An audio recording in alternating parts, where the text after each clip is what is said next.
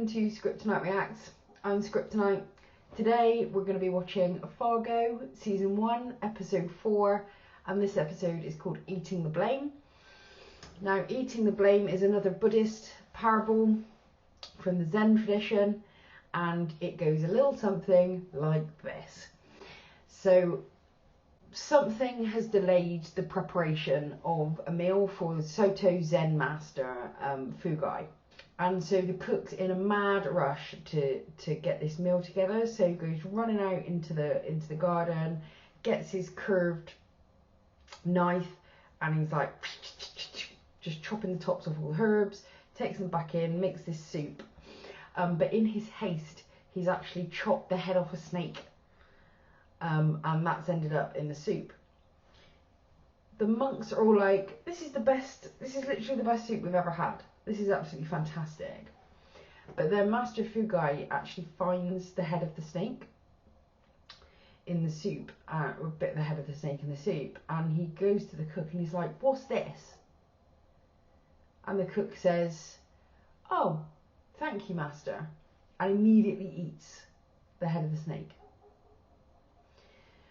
So what this parable is about accepting blame fully. So that's not only accepting that you made a mistake, it's accepting all of the consequences of that mistake. And in this case, the consequence was that there was a head of the snake in the soup, so he ate it. He ate the blame. And it's like, I think that's such a fantastic lesson for life. I think so many of us, I think, spend so much of our lives dodging blame, because for some reason in our culture, I have no idea why, we've decided that the worst thing in the world is not to repeat a mistake, but to make a mistake. And I think often times we're so afraid of making mistakes or admitting mistakes, that we never get to learn the things that would have us never make that mistake again. Or we never try things that might bring us massive joy and might bring other people massive joy, because we're so worried about making the mistake. There's a brilliant TED talk, I can't remember the name of the guy now, I'll try and stick a link in or something in the description box, but it's been doing the rounds on Facebook for years. It's basically this guy talking about how in schools we've killed creativity by this approach, by making everything about getting the right answer rather than, thinking and trying and conjuring and creating, which you're going to make loads of mistakes. It's certainly a lesson I try in my life, is that don't be afraid to fail. And the distinction that helps me with failure and with blame is you didn't fail. We have it like you as a person, you failed. But it's just the thing you're trying, you failed at right now. And I think the moment that you get that and you can separate them, so like it's not like your life, your ego, your reputation, everything is at risk. It's just, this is something that you're going to try, and it may take 50 times to achieve what it is that you're out to achieve. Or you might get it first go, but you don't know. But what you do know is every time you fail, it's like one down. That's one failure closer to the time that you're going to do it. Last week's parable definitely related to Molly and Bill. Molly and Bill were Aikido and Tanzan, the two Buddhist monks. Remember last week's parable with the lifted up woman? Bill is sort of doing his job by rote. He's probably filing all of his paperwork on time. All of his permits are up to date. He always arrives at a meeting on time. Those sorts of things. And I'm not underplaying the importance of those things, but they alone don't make a great police officer. And what Molly is like intuitively, she is a police officer through and through. The way her mind works, I think she's so smart. you know, the way that she's putting these things together and making these connections, she's like, she's able to spot the things that shouldn't be. She really notices things. She notices people's behaviour. She notices, you know, the way a room is laid out. I really love her character. I love that kind of intelligence where it feels like someone is so present that they can see things that maybe other people can't. They just don't notice. I really have an appreciation for that kind of intelligence. So, you know, I'm keen to see where this episode leaves us. Let's have at it. Minnesota 1987.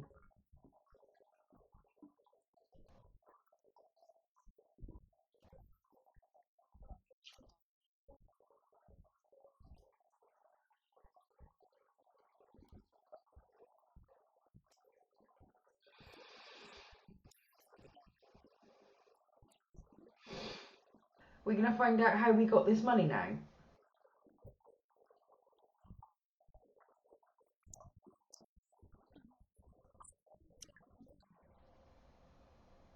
Not the happiest marriage in the world, theirs, is it? Not stop him, fella. He's not stopping.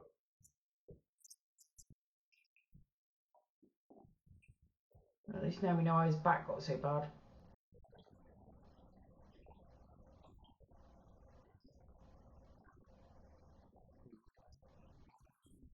Um, is it going to be a marker and then there's like a load of money?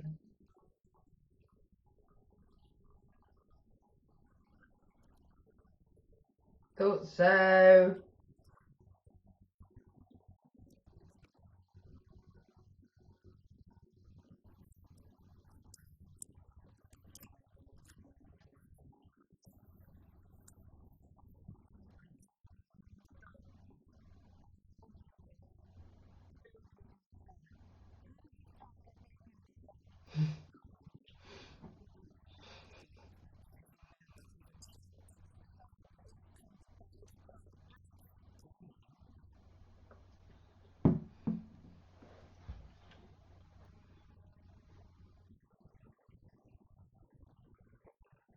He's still speeding off his tits.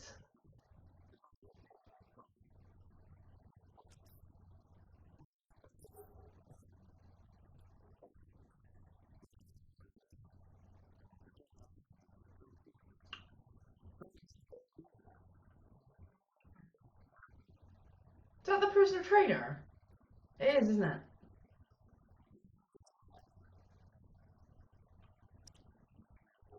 Oh god, he is away with the fairies.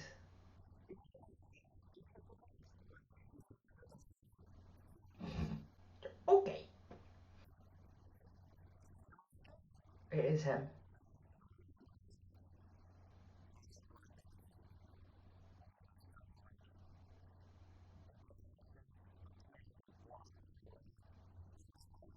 Cheeky bastard.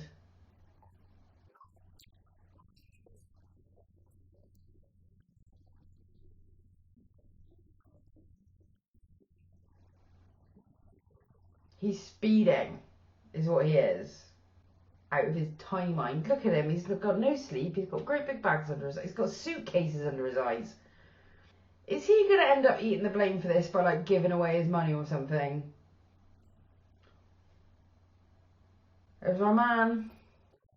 Oh, Officer Grimley.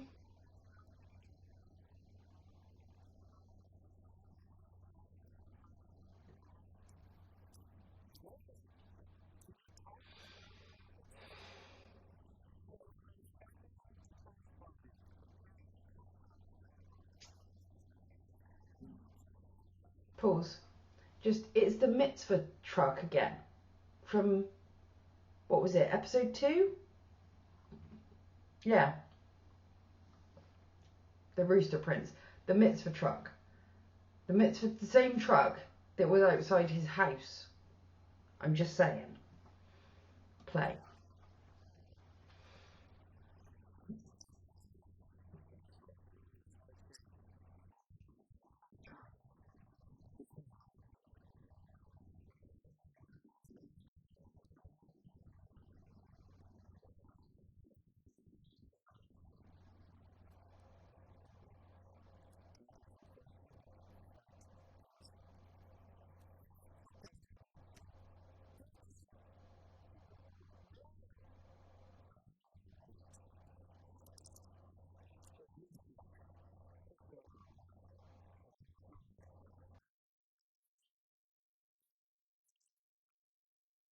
No, we won't.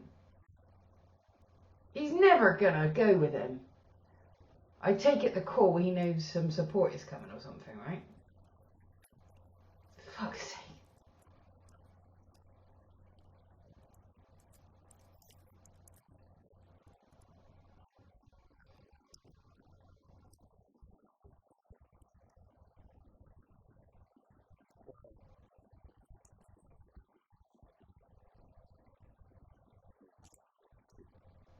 What does that mean?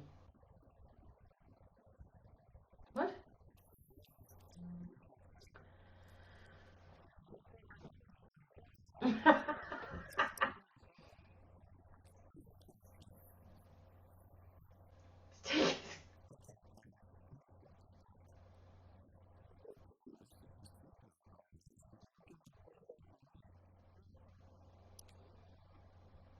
What the fuck is this even?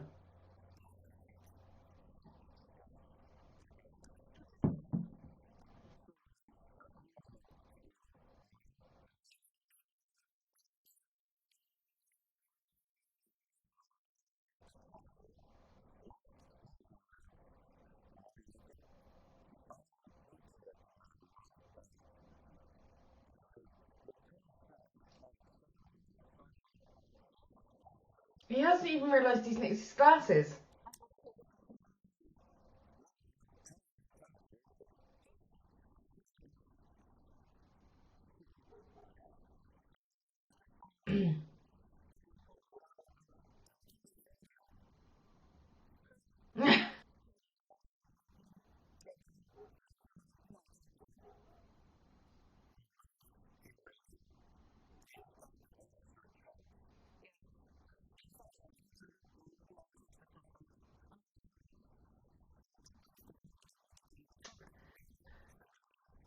Ugh! He's gonna make mincemeat of him. He is gonna make fucking mincemeat of him. He's gonna go, oh, oh.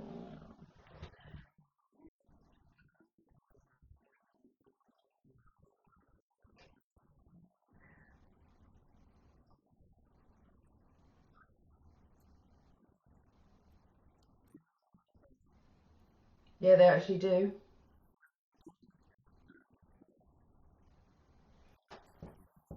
You've got to pay for it yourself. True story. I love that his rotting hand is the manifestation of his responsibility for all this shit. It's gonna go gangrenous if you don't do something, Lester. Now you're gonna be like, why didn't you get it treated? Yeah, that's fucked. That is fully fucked. Lester, you've got to go to the hospital now or you are literally gonna die.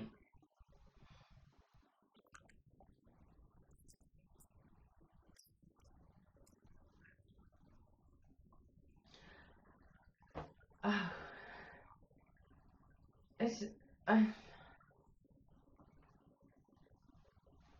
Don't fucking go to the hospital, Lester. Stop being a dickhead.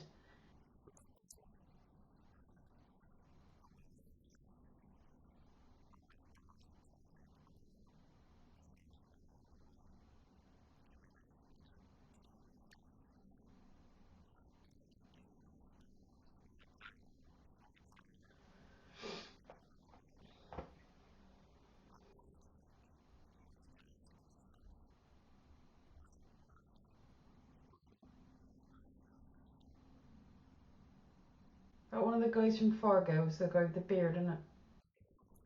Yeah, him.